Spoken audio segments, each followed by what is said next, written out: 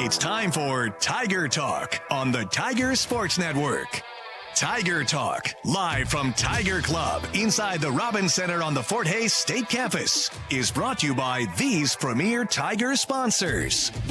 Golden Belt Bank of Hayes and Ellis, banking one story at a time.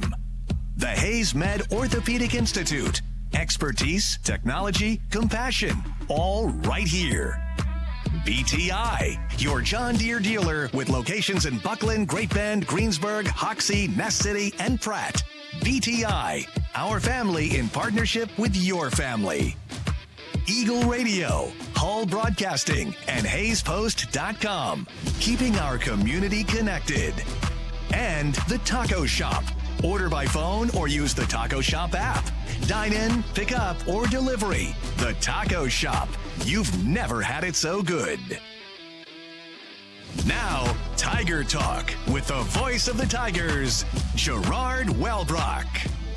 And good afternoon and welcome into Tiger Talk. We are live inside the Robins Center on the Fort Hays State University campus, part of Tiger Club, and we're certainly glad to have you a part of it here with us this afternoon. A lot to go over. We're going to talk some men's soccer with head coach Alex Nichols. He'll be joining us here in just a little bit. Volleyball with Jessica Wood-Atkins, and, of course, football with head coach Chris Brown. We've had a few in-house questions. We appreciate those. We'll get to those here in a little bit. If you want to send in a question, you can do so. Go to the Fort Hays State Athletics website, fhsuathletics.com. Click on fans. You'll get the drop-down menu. There you'll see Ask the Coach. And if we use the question, you'll get a chance to win a T-shirt, a Fort Hays State football T-shirt, courtesy of the Fort Hays State Athletic Department. So love those audience questions and our listener questions. So keep them coming, and we'll get to those a little bit later on in the program. Let's go ahead and get you up to date with everything since we talked to you last Wednesday here on the program. Of course, football Saturday night taking on the Washburn Ichabods. Great second half. The Tigers pull away and beat Washburn 38-7. So they're now 5-2 overall, 3-2 in the MIAA. Big one this Saturday afternoon in Pittsburgh. The 7th-ranked Gorillas. It'll be their homecoming. That'll be a 2 o'clock kick, and, of course, we'll have it on the Tiger Sports Network and Tiger Radio Mix 103.3 beginning at 1 o'clock with the Tiger Tailgate Show. And, of course, head coach Chris Brown. He'll be joining us a little bit later on in the program. Volleyball wrapped up their 5-match homestand, losing in 3 to Washburn on Friday. Then a tough loss to Emporia State in 5 on Saturday. Tigers now 9-7 overall, 1-6 in conference play. They're at number 13 Central Oklahoma tomorrow night, then Arkansas Fort Smith Saturday afternoon. Head coach Jessica Wood-Atkins will join us a little bit later on in the show. Men's soccer went 2-0 in Arkansas. They beat Ouachita Baptist 3-1 last Thursday. Knock off Harding 5-1 on Saturday. They've now won 3 in a row. They're 6-3-1 on the year, 3-2 in the GAC. Home for the next 4. Newman tomorrow at 7. The number 18 Southern Nazarene Saturday afternoon at 2. Tigers receiving votes in this week's United Soccer Coaches poll. And Marcos Herman is the Great American Conference Offensive Player of the Week. We'll get more on his week when we talk with Alex Nichols coming up here after the break. Women's soccer goes 1-1, lost 5-2 at Central Oklahoma Friday, then came home, beat Newman 2-1. They're 6-3-3, 3-2-1 in the conference. Host Northwest Missouri State Friday evening at 7, and then number 20 Missouri Western Sunday afternoon at 2 o'clock. Men's golf had a big day yesterday. They rallied from 10 shots down and win the Newman Invitational held at Teradyne Country Club. Cooper Scheck wins a 3-way playoff. He takes the individual title at 3 under. He eagled 17 to move into his share of the lead. Then he wins it on the second playoff hole. Cole Streck tied for 7th. He was 6 over. Tigers heading to Topeka next week for the Washburn Invitational. That'll be at the Topeka Country Club. Women's golf were at the same Newman invite, and they placed 4th. Madison Kerr finishing 8th at 19 over. The women are off next week. They'll be back in action 2 weeks. They head to Oklahoma for the Tulsa Cup at the club at Forest Ridge. Cross country, Both the men and women win the ESU Invitational in Emporia. Women have a perfect score. Emily Dirks leads them with a first-place finish. Christian Darrow leads the men. He finished second. Cross-country off until the 26th of October. They head to St. Joseph for the MIAA Championship. So that gets you up to date with everything that took place since we talked to you last week. We'll get into our coaches' interviews here in just a little bit as men's soccer coach Alec Nichols will join us after the break. Kansas Department of Transportation and the Drive to Zero Coalition invite you to join fans of the plan. If you're going to be drinking, always designate a sober driver. Back with more after this break on the Tiger Sports Network, built by PwC.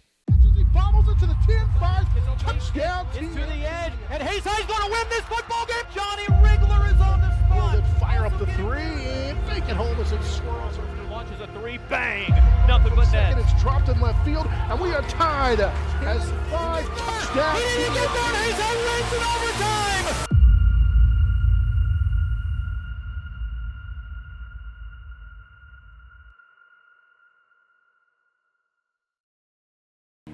Fourth down and 4. The crowd rises to their feet, makes some noise.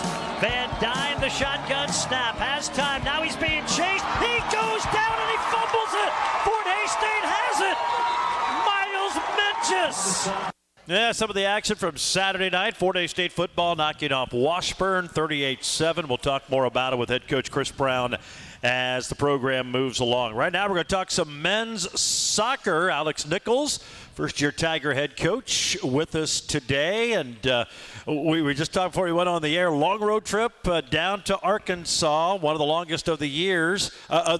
And you come away with 2 wins, so it makes it a little bit nicer. That bus trip home had to be a lot more enjoyable after you come home with the sweep. Obviously, you guys played really, really well this weekend. Yeah, we when you travel that far, you better get 2 wins. Otherwise, when you get back off the bus, you're going to be practicing right away, and then I wouldn't probably have a team. But right, yeah. But no, it was a good 2 wins, and we're looking forward to tomorrow. It's going to be a tough test. Yeah, no doubt about that. You'll be back at home and home for a little bit of a stretch here, a couple of weeks. We'll talk more about that as we move along. You beat Ouachita 3-1 on Thursday, and then a convincing 5-1 win over Harding. Let's talk about the Ouachita Baptist contest a little bit. I think it was tied 1-1 at half, and you scored the 2 second-half goals. Just tell us about that match.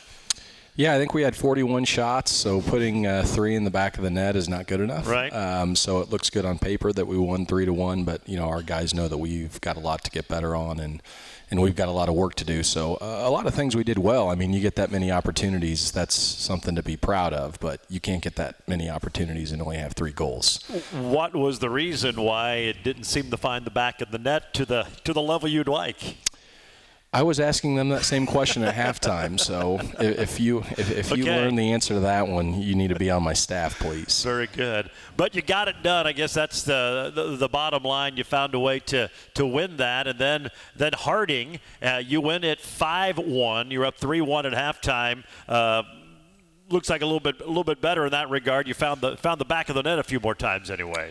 Yeah, I think we were opportunistic again, but we were able to put the ball in the back of the net a few more times. Still not one of our finest performances, but still have to remember that we've got 30 new faces and the guys are still learning each other, and it's a brand new thing. So, even though it's been close to 2 months now that the guys have been together, that's still a pretty short time when we're going up against teams that have, a strong foundation, which is something that we're creating, and the guys are doing a good job of creating it fast. But there's just so many learning lessons every game, which there always is. But when you've got a brand new team, there's just so much to figure out. And, the guys are up for that task and they're figuring it out, but there's always a lot to learn. I was just going to kind of ask you about that. I think every time you're up here, we ask you how they're coming along and how they're doing in that regard. But when you have that many, it's a process. It does take some time. Yeah, it does. And, the few players that have actually played for me before prior to this year, they know a lot, but I have to remember, too, that, these guys are hearing a lot of this for the first time. And, I've, been preaching this for years, so I know it. But I have to remember that, a lot of these guys are hearing all this for the first time. And, it it takes some growing pains to learn the system and to learn everything that, we need to be in sync at all times, because there's some good teams that we've played, and, we've been better in many areas, but ultimately the final score is what counts, and we've missed out on 4 opportunities. So you've only given up 1 goal in each of your last 4 matches, and it was certainly a higher rate, but before that, is the defense getting closer to your liking right now during this stretch? Yes, I think our defense is doing a whole lot of things that is really good, but I think we only gave up 1 shot on our goal against Ouachita, and they scored that. And then Harding, I think, that they scored off of a PK. And so, and Northeastern State scored on a PK. So we need to limit the penalty kicks, because those are high percentage to be scored. And so, we're working really hard. We just have to not make the silly mistakes to make teams actually work for their goals, versus us working so hard and then giving away a goal. But for the most part, they're doing good. I probably sound doom and gloom after being 3-0 these last 3 games, but the guys are doing great. They're a motivated crew, and they've got high expectations, and so do we. So we're excited to see them do some special things these next couple games. Fingers crossed. You wouldn't be a coach if you weren't a little, pointing out all the things that went wrong even after wins. Most coaches are. And even though I know you said you scored 3 goals in that first match, it should have been more. You had so many shots, but offensively, 6 against Northeastern, 3 goals against Ouachita, 5 against Harding. More opportunities to maybe score more, but that area seems like it is starting to pick up a little tick right now. Yeah, it is. It definitely is, and we're excited about that. And these upcoming games, we're hoping to start getting guys, more healthy too. Yeah. But as we continue to get guys healthy and some of our top attackers back, we hope to even increase that even more. But so far so good. We just got to keep grinding away, and then big players step up in big games. So we'll see who steps up against a tough Newman team this year. They're a program that's tough, now in the GAC. And then SNU, who's, them and Rogers are the top teams as of now. And so we've got some tough opponents coming up. Yeah, we'll talk a little bit here in just a little bit. Southern Nazarene ranked 18th. Before we do that, though, Marcus Raban, the Offensive Player of the Week in the conference. Always great to have somebody recognized. And he did with 4 assists, 2 in each of the matches over the weekend. Yeah, and I'm sure he's happy with that, and he's been a guy who's been with me for a long time. He's one of the couple that have actually played for me before, so he's followed me here, and he's doing a good job, but he's playing a little bit out of position, but he's doing a good job with it. He needs to find the back of the net a little bit, but he knows that, and he's motivated for that. But the fact that he's gotten 4 assists and probably would have had a significant amount more if we were a little bit more clinical in front of the net, but no, I think he's just motivated for the future, and thankful for the award for sure, but motivated for these next couple games, and that's the way all of our guys got to be. Home for the next 4 tomorrow, Newman, and then Saturday afternoon. You mentioned at number 18, Southern Nazarene. You touched on Newman being better. What's made them a little bit better this season in your eyes? Yeah, they've brought in a lot of new players. They've brought in a lot of mature guys. They actually have a guy who I think is just a little bit younger than you and me, so I'm not sure how he's on their team, but he's actually pretty good. I think he's 30, so he's a little bit younger. But at the same slightly, time, barely younger. I'm not sure how they figured that out, but at the end of the day, they brought in some mature guys and some good players, and they're a scrappy bunch. So hats off to what they're doing this year. We trust that it will be a competitive game, and then we play SNU, who's another opponent who we have a great deal of respect for. A lot of really talented players, good coaching staff. We were up 1-0 on them at their place and controlling every bit of the game, and then we gave up a PK. So that must be coaching. PKs are a common trend. So maybe don't have as many penalties, and they don't give up penalty kicks. That's right. So if we can limit that, I think there's a way. But you have 4 in a row at home now, and your team has progressed, and you're getting yourself in a decent position. But I would think these are important matches. You're at home, good competition. But if you can take care of business, obviously can get you propelled in the right direction here for the I guess the backstretch of the season. Yeah, fingers crossed we stay healthy these next two. Southern Naz is on a bye, so they play us with fresh legs after we play Newman. But these two next games are massive, and so fingers crossed we stay healthy. And if we can get two big results here, that puts us in a great position to be back in the running to be able to host something as far as conference tournament. But that's, if we lose one game, that's out of sight. So just one game at a time is all we can really look at, because you look further than that, that's when problems normally start to happen. Should be a lot of fun. Newman, 7 p.m. tomorrow evening, and then Saturday afternoon, 2 o'clock, 18th ranked Southern Nazarene. Alex, appreciate you giving us an update. Good job this weekend, and let's keep it rolling here against two pretty good opponents this weekend here at home. Thanks very much. There you go. Alex Nichols, the head men's soccer coach at Fort Hays State. Again, 7 o'clock tomorrow night, the Newman Jets, and then 2 o'clock on Saturday afternoon with number 18 Southern Nazarene, and both will be on the MIAA network. Tiger Talk brought to you by Golden Belt Bank. Your life has a story. Golden Belt Bank wants to get to know that story. Golden Belt Bank of Hays and Ellis. Visit them at goldenbeltbank.com. We'll take a break. Volleyball coach Jessica Wood-Atkins joins us next on the Tiger Sports Network, built by PwC. Being a foster grandparent has definitely given me a purpose in life. Just been so happy, just so much more energy than being at home alone doing nothing but watching TV. It's the best part of my life. Best part of being a foster grandparent volunteer, watching the light up in the kids' eyes. I'm living again, and the foster grandparent did that for me.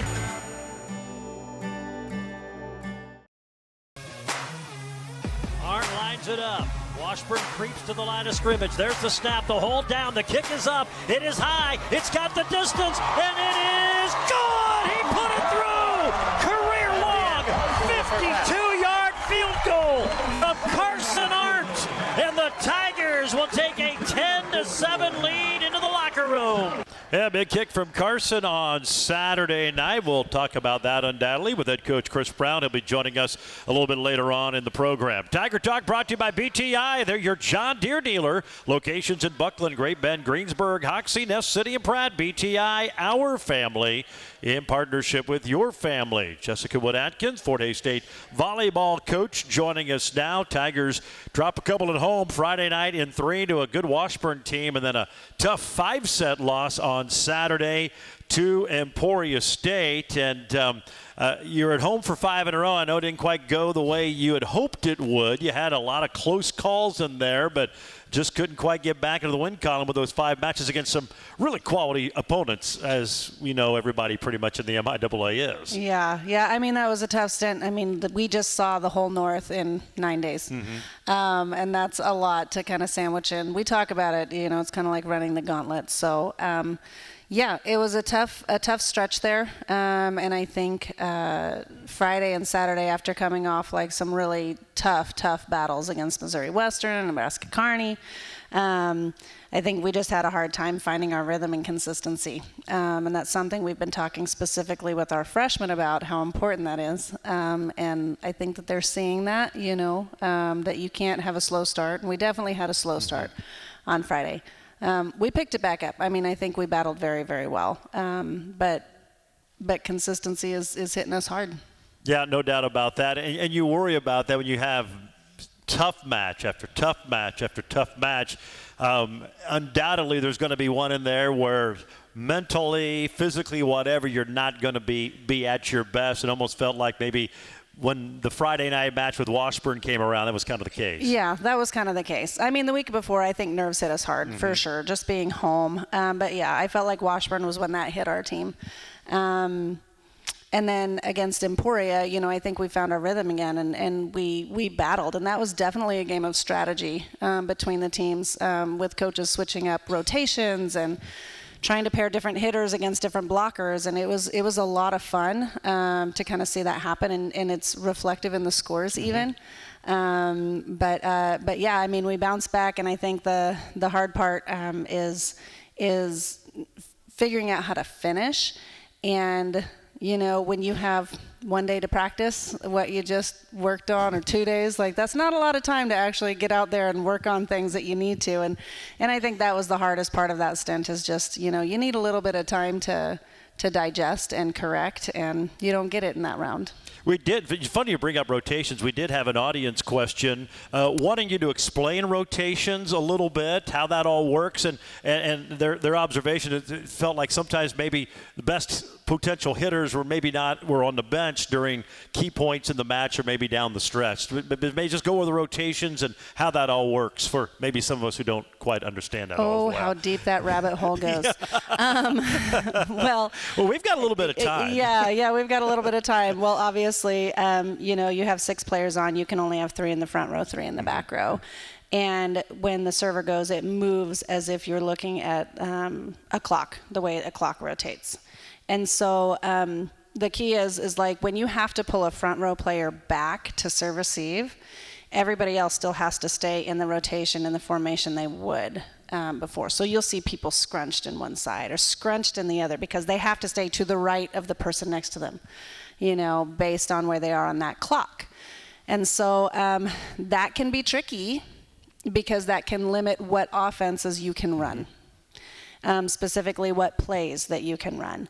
And so, for instance, one that we kind of get stuck in is with Claire. She's our lefty. And when she is left front, she cannot cross over those other people. She's got to stay on that side of the court. Well, it's very hard for her to take that ball across her body and bring it in. And that's one that we get a little stuck in. And that happened. And so, any good team is going to look at each rotation and say, hey, here are the weak points in that rotation, and they're going to attack them. And if I could pinpoint, the finish of Emporia, that's what happened. Right. We were in a tough rotation, and they specifically keyed the ball on our freshmen. They stayed away from our upperclassmen. They went after our freshmen in that.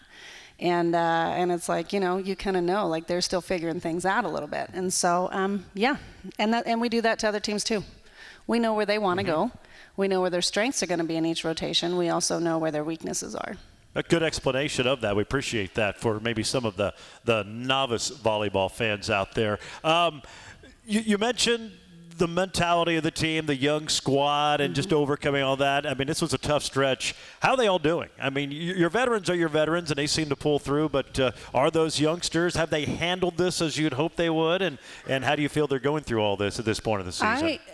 I feel they've been very resilient, very resilient. And I think they don't know any better. They just know how to come out and fight. They don't know the strategy behind the season schedule and things like that. And so they bounce back very well. I mean, on Monday, unfortunately, we had 6 of our 16 that had to go to pool workouts due to injuries and things like that. So we had 10 in practice, and mostly freshmen, and they were just ready to go. They were like, what do we need to do? What can we learn? And so as a coach, that's very exciting. Our upperclassmen are mad. They are mad because they know that we've got the capacity in this group to beat anybody in this conference.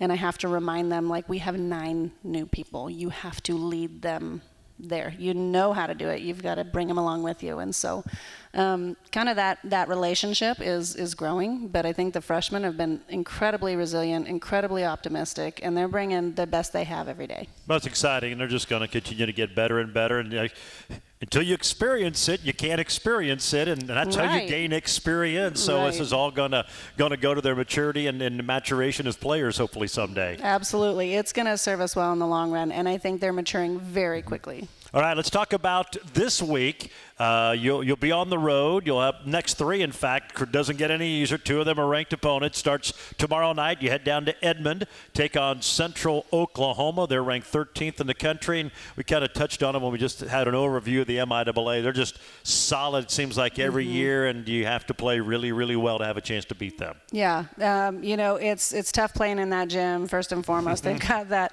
their scoreboard hangs right over the center of the net. It's really low, and so you've got to be ready to react to that. But most of their team has been playing together for about 3 years. And so they are in a definite rhythm. And I would say they don't do anything flashy, but their defense is strong. Probably one of the strongest we've seen. And we've seen some really good teams. What always impresses me about UCO is their defense. And so it is so hard to put a ball down on their side of the court. And they're a little bit smaller than some of the other teams in our conference, but they are just sharp. And so that's going to be a tough one. Going to Arkansas Fort Smith, I mean, that's quite a trip down there. I don't know. We've never been there. Yeah. I don't know what it's going to look like. I know they have a nice facility. I do know that. I mean, I've seen pictures. Yeah, that's what I have too. It looks pretty nice anyway. It does. And so we'll see. We did see them in the preseason tournament at UCCS, and they are a very strong team. They've got a middle who she is exceptionally large, tall. She's got a high reach, and they're just very dynamic, very athletic, and they've got a right side, just kind of like ours, but she just jumps out of the gym. I mean, when she goes to block, she is literally, her eyes are looking over the tape. And so that's going to challenge our outsides a little bit and their ability to see the court, see opportunities, and because they're not going to give us anything. And it's a new experience, as you said. I've played them before, new member to the conference. I mean, team, you travel a lot. You get comfortable, usually stay in the same place. You know the facilities, you know the routine. It's going to be new for everybody, and that's got to be challenging. Coaches, players, bus drivers, everyone alike. Yeah, I mean, we didn't really know what to do, so we were scheduled for a Friday-Saturday matchup to be in Oklahoma City on Friday night at 6 o'clock and then turn around and be in Arkansas Fort Smith for a 1 o'clock game on Saturday. And so, we took a gamble, and Central Oklahoma was willing to play us on Thursday so that we can have a recovery day, a travel day, actually, in between, because it's 3 hours between the two of them. And so, yeah, we're winging this. We're giving it our best based on what it looked like on paper, what we know about our team. And we'll see how it works. Sounds good. Well, you can give us a good report next week on Fort Smith, the facilities, and all of that, since you'll have firsthand knowledge. Sounds great. Coach, we appreciate the time. Best of luck down at Edmond and then in Fort Smith. Go get them. Thank you. There you go. Jessica Wood-Atkins, head volleyball coach at Fort Hays State. Again, tomorrow night, 6 o'clock at UCO, and then Saturday is a 1 o'clock match in Fort Smith. Both will be on the MIAA network. Look your best on Tiger Game Day with official Nike gear from BSN Sports and the Sideline Store. Go to the Fort Hays State Athletics website, FHSUathletics.com. Click on Shop. You'll find hundreds of products and designs, and every item is customizable. Go to FHSUathletics.com, click on Shop, and open up the Tiger Team Store. Football coach Chris Brown is next. This is the Tiger Sports Network, built by PwC. That was another legend on 99 KZ Country. And yes, before that, we had a brand new artist. Your home for today's stars and the legends. We play real country. I'm Teresa Trapp. Weather, news, sports, it's all here. We're on Facebook, and there is a listen live link at hayspost.com. Dial us in on your radio at 99.5 FM. KHAZ, real country. 99 KZ Country. Cormany lines up, tight end, right slot. Horace the receiver this way. Lewis along the far numbers. Now Watts comes in motion, slips, comes back near side. They're going to run a shovel pass to Cormany. He takes it in! Touchdown! Fort Hays State! The shovel pass right up the middle to tight end Cale Cormany, who has his first touchdown reception of the year. Yeah, nice play right out of the Chiefs playbook. That looked familiar if you're a Chiefs fan. Patrick Mahomes and Travis Kelce. Tigers get on the board. They win at 38-7. Welcome back to Tiger Talk. It's brought to you today by the Taco Shop. Order by phone. Use the Taco Shop app. Dine-in, pick-up, delivery. They're just east of the Fort Hays State campus on A Street. The Taco Shop. You've never had it so good. Head football coach Chris Brown with us now. Congratulations. Nice win for your squad. And that second half Saturday night, maybe the best your team has played, offensively, defensively, special teams, all of them combined. You played well against UCM, but that was maybe the best half of football this year. Yeah, it was, and we got to continue to build off of that as well. Our kids played really well. They played really physical. They played hard. They had great effort every single play. Guy made a mistake. He kept his head up and kept playing. And we had a great group effort in that game. Our special teams did very well. Carson Arndt with the field goal right before the half, which kind of I think set the tone, for the second half as well with our guys, and just gave us that little boost of energy that we needed to go into the second half. And we played well. I mean, we really played hard. We played physical. Offense kept the ball as much as they possibly could, and defense, we stopped them. So I was very proud of their performance. Still some things to work on, and of course, we still got to get a little bit more physical than what we are right now. Seemed like that's getting better, though, the physicality a little bit. It is, changing. I think adding Jackson to our secondary as well, because he's a very physical football player. Just kind of brings a different mentality to the game as well. We have Ryan Allen here today who, plays the game physical, breaks tackles, takes big hits, and stays in the game. And, just those guys with different mentalities, you get them on the field, it just kind of changes the whole dynamic of your offense and your defense. Rod's tough dude. That catch he caught at the 5, he got popped and held on to it and popped right out. He plays like his dad. His dad's a Hall of Famer, Tiger Sports. We'll embarrass him now. He's looking. His dad still has the hardest hit I've ever seen in person in a football game. New Mexico Highlands quarterback, helmet went about 10 yards one way, the ball about 15 the other. Thought he killed the dude on the field. I mean, it was. You'd have been proud. Even That's you would have been proud. Yes. It was a Chris Brown-esque hit. I like those. You would have liked that. Yeah, I still remember. The crowd was more of it in shock. But Ryan plays like his dad. He just happens to be a receiver. But I wanted to talk about the kick from Arndt. And he seems like a kid who just keeps getting better and better. He's been perfect on extra points since he's been here. And here's a guy who really didn't start kicking footballs till late in high school and kind of liked it, kicked a game winner, and it was kind of fun, and he went to Butler, and now he's here. But it looks like his range has gotten a little bit better.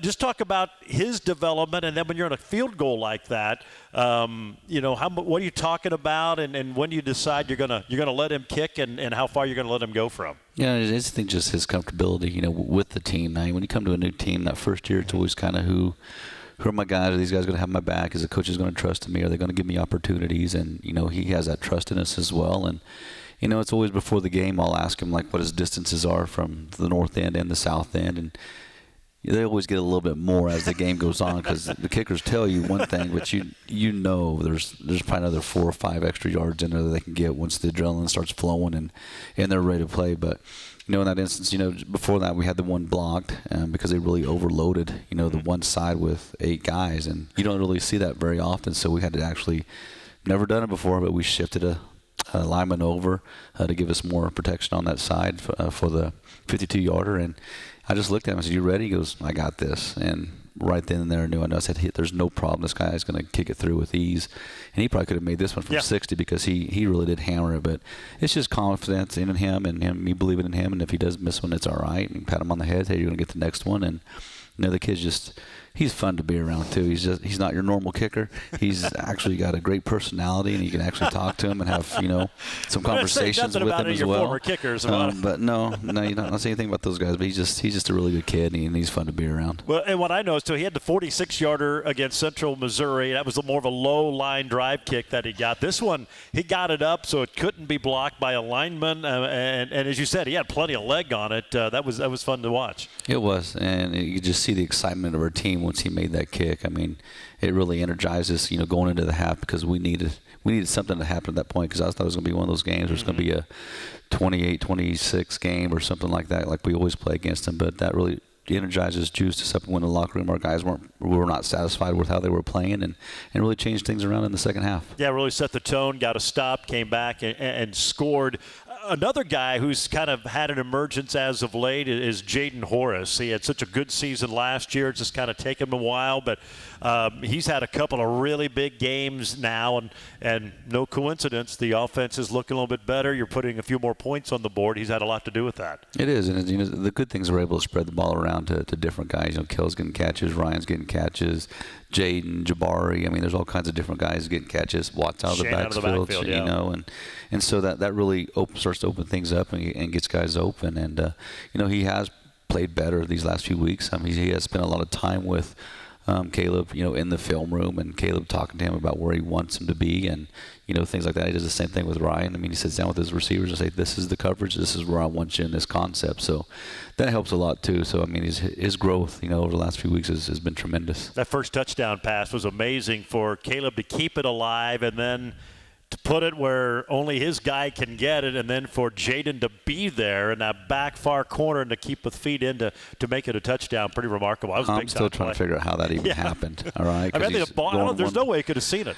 Yeah, during the game, there's no way that's going to get caught, and he actually caught it. I was like, how in the heck did he do that? And he's has both feet in and just at the edge, and he really reaches out and grabs it, and Caleb put it the only place that we could catch it at. And it was a great throw and a great catch by Jaden. How would you evaluate Caleb? Second start, and maybe the difference from UCM in the fact that, okay, Washburn got to watch a full game of him, game and a half really, if you go back to UCO. They were probably more prepared for some of the stuff than maybe UCM was. How did you feel he handled that and how he played on Saturday? I think he did a really good job. I mean, I guarantee you there's 2 throws, in that game that he wished he had back. The one to Kate Evans, for a touchdown, and then in that same series, and the one to Jabari Lewis, which was a harder throw, but it was just a little bit high. But I guarantee you those are 2 throws that he wants back, and he's just a competitor, and he's going to improve himself each week. He's really hard on himself, and when he watches film, he sees his own mistakes, and when he comes off the field, he knows what mistakes he's made as well. And Coach Ross does a great job with him too, just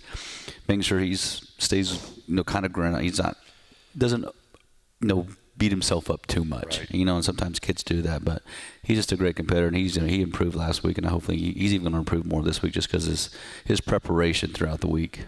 Well, everybody's going to have to improve. Big one Saturday afternoon in Pittsburgh. The 7th-ranked Gorillas next up. Big-time matchup. Probably the game of the week in the MIAA, and we'll break it down when we return.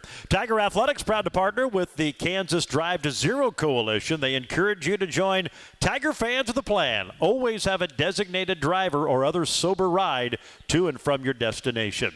Back with more with Coach Chris Brown after this time out of the Tiger Sports Network, built by PwC. When it comes to screen printing and embroidery, your first choice should be Redeem Designs in Hayes. Turn it up with Redeem Designs, where it's not just about the products, it's about the partnership. At Redeem Designs, you're part of the process. They work closely with you to ensure your vision comes to life. So turn up your 2024-25 season with Redeem Designs. Pistol formation for Caleb Heavner, making his second straight start. Watts will be behind him. 2 wide receivers here to the right, 1 to the left. That's Cormany. Play action. Heavner rolls right, looking downfield. He's got Jaden Horace, makes the catch. 30 to the 25, breaks the tackle. 20, 15, 10, 5, touchdown! Fort Hays State. 73 yards. Caleb Heavner to Jaden Horace. Jaden's second touchdown catch of the game. It's 23-7 Tigers with 5:10 to go in the third. Yeah, it was a big play there for Fort Hays State. 73-yarder, career-long TD pass for Caleb Heavner, and welcome back to Tiger Talk. It's brought to you by the HaysMed Orthopedic Institute, the most comprehensive orthopedic care in Western Kansas. Let the experts at HaysMed Orthopedic Institute help you move freely. Learn more at haysmed.com/orthopedics. We did have one question for you. We'll get to Pittsburgh State. What is offensive holding? Because the audience member says I can't tell anymore. No, I can't. I'd like to know this either. answer as well. I'm trying to figure it out too. Okay, good. It seems So like none it of gets us called know. against us more than anybody else. Maybe it's because seems the like it. officials really like me so much. Well, so maybe something to do maybe with that's that. the thing. But I don't. I mean, it's tough. Any pull, as long as we stay inside, we're good. But once they start to pull away from us, we have to let go. And that's when most of our holding penalties have come. But then I saw Miles Mingus get grabbed from behind and thrown. and that was okay. And that wasn't called at all. So I'm still trying to figure some of those things out as well. If you figure it out, let us know. I will. All right, real quick, Pitt State, 7th in the country. Their defense is really good. We mentioned probably best half last week. You have to play really good for 4 quarters on Saturday. We got to play great. Their defense is really good. They don't give up a lot of big plays. They give you a bunch of different looks, up front and in the secondary. Then offensively, they're going to try to ground and pound it and keep the ball in their hands and not give it back to our offense. And they're good on special teams. So we got to take care of business this week, not turn the ball over, establish the run game, and stop their run game defensively. All right, should be a lot of fun. Tigers, Gorillas. It's a big one between these two programs. Go get them Saturday. Yes, sir. Thanks, Gerard. There you go. That is head coach Chris Brown. Fort Hays State, Pittsburgh State, homecoming in Pittsburgh. It'll be a 2 o'clock kick. Our coverage with the Tiger Tailgate Show at 1 on the Tiger Sports Network and Tiger Radio Mix 103.3. It's going to wrap it up for today. So glad to have everybody here in attendance and everybody listening. We'll see you again next Wednesday right here on Tiger Talk on the Tiger Sports Network.